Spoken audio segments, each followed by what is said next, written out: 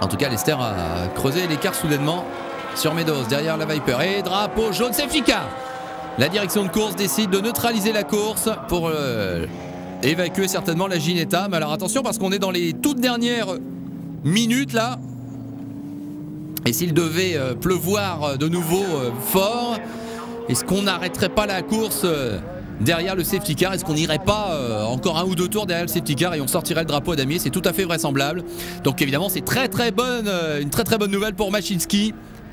Maszynski et Templeman qui vont certainement gagner, parce que là on peut penser que, allez, au pire il y aurait un tour. Ouais, ce serait peut-être délicat avec la pluie qui tombe, mais évidemment là c'est la bonne nouvelle de voir quasiment la fin de course arriver en neutralisation. Évidemment le leader n'a plus rien à craindre, il est à allure réduite. On va revoir cette figure pour la Ginetta numéro 52. Pourtant après la manœuvre est bien pour repartir, mais là il y a un souci où il cale. Toujours est-il que la voiture va rester bloquée là. Voilà, nouveau passage sur la ligne. Donc Maszynski, Clark, Lester, qui a bien fait de reprendre la troisième place, hein. C'est un podium certainement qu'il va sauver. Voilà la Ginetta qu'on aide à repartir en quelque sorte. Elle est donc tractée, vous le voyez. Et oui, non, il pleut là très très fort, hein. Je crois qu'on va arrêter les frais là. On va sortir le drapeau à damier au prochain passage sur la ligne. Là maintenant c'est quasiment évident.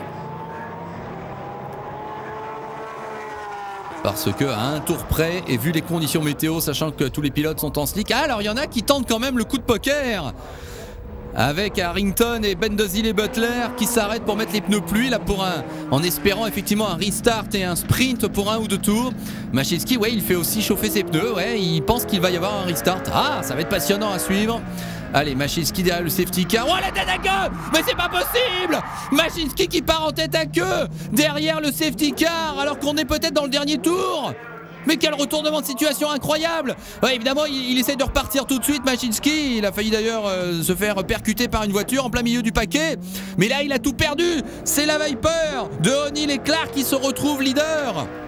Alors la question c'est quoi? C'est au prochain passage sur la ligne, est-ce que c'est le drapeau à damier ou est-ce que c'est le drapeau vert qui va être agité? Parce que là ça change tout. Et c'est le drapeau à damier. Mais c'est incroyable cette situation. Il restait 3 virages, il fallait tenir bon derrière le safety car. Qu'est-ce qui s'est passé?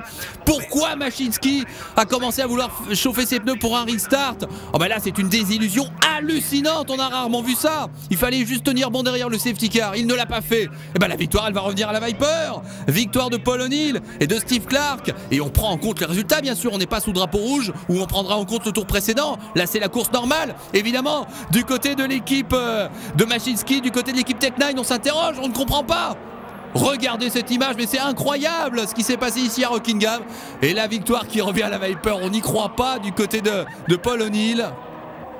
Alors là, un coup de théâtre incroyable. Et bien sûr, tout le monde qui progresse d'un cran. Simonsen et Lester vont prendre la deuxième place.